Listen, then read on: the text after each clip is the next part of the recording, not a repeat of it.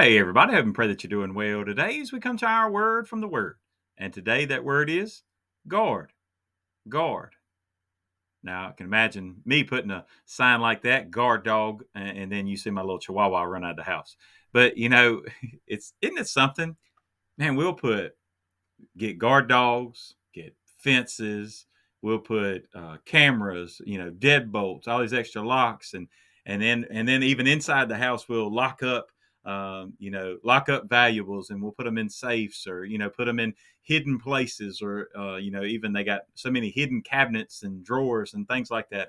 And man, we will try to hide those things that we hold precious and dear to us because we want to make sure that if there was a thief that was to break in, that they would not be able to take it easily, and hopefully not take it at all.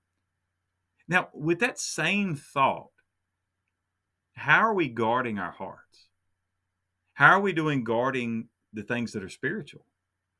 Right? We guard those things that are physical and material that aren't going to last, but how are we doing guarding those spiritual things?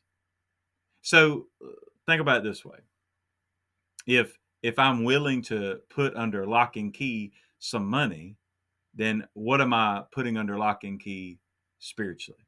Am I hiding God's words in my heart that I may not sin against him? Right? Am I guarding what God has already given me?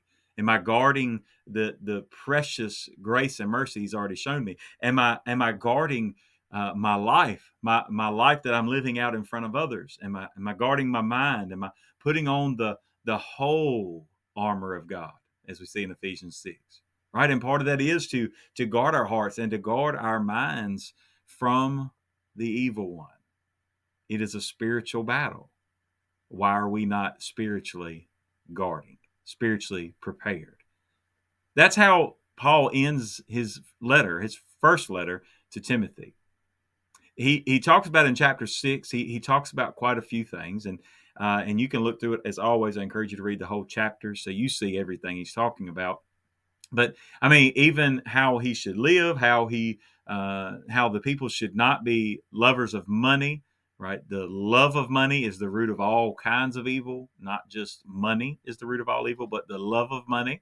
So he talks about why, how we should deal with riches, and then even for those that are rich, what you should do with it. And you might be surprised. They say, give it away so that you can also store up in heaven for the things that really matter.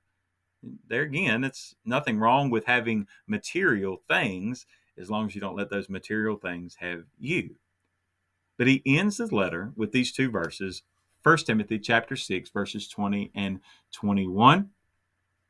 O Timothy, guard what was committed to your trust, avoiding the profane and idle babblings and contradictions of what is falsely called knowledge. By professing it, some have strayed concerning the faith. Grace be with you. Amen. So a little bit different ending than what Paul typically does in his letters, but here just the same. That old Timothy is kind of an shows the endearing friendship that they had. That he really cared for him. He said, "Oh Timothy, guard what you have. Guard what has been entrusted to you. What has been entrusted to him? Well, one, the gospel, the truth of the gospel, his ministry as a pastor, then his ministry as a follower of Christ, right? Just being a believer. Those things have been entrusted to him. And that even as people need to hear and they need to see us live it out in our work. That's where chapter 6 begins, that we live it out in our work and towards those in authority over us, that others need to hear and see us dealing in the right way. In that way, we are guarding our testimony. Then he goes on and says, hey, just forget and forget about even fooling with these idle babblings and these people like agnostics that would just say, well, hey, if you've got the right amount of knowledge, you can figure it all out.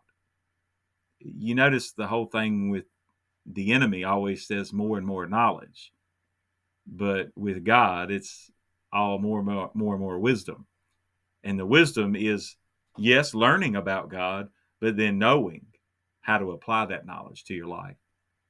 I think a lot of times the agnostic camp and those that they lift up knowledge so high that it's nothing about application. It's all just about knowing. And who knows the most, who's the smartest in the room, that's going to be the one that wins.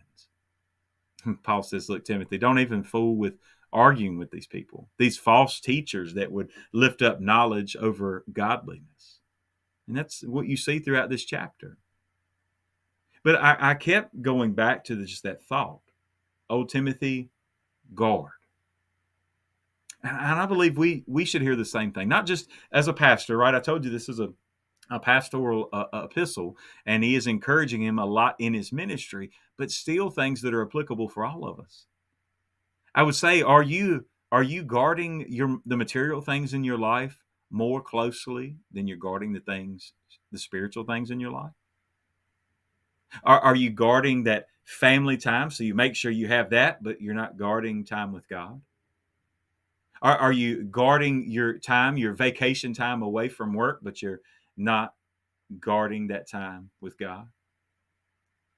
Are you guarding what people may think of you because you don't want to let them know too much Christian about you, so you kind of live a little bit like the world, and you're guarding your self image in that way, but you're not guarding your Christ like image? See, the list would go on and on, but I believe that today is a message we all stand in need of to hear.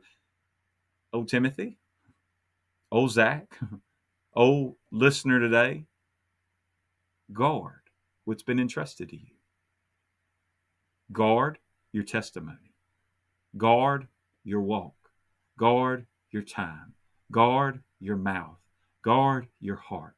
Guard the things that you would think about in your mind. Guard your time on your phone. Guard your time alone. Guard your time that you are tempted to walk away from the faith. Because did you hear that? That's what some had done. Those that didn't guard wandered away from the faith. Satan is a lion, seeking whom he may devour, roaming, seeking whom he may devour. We need to be on guard. God bless you, and I pray you have a great, great day.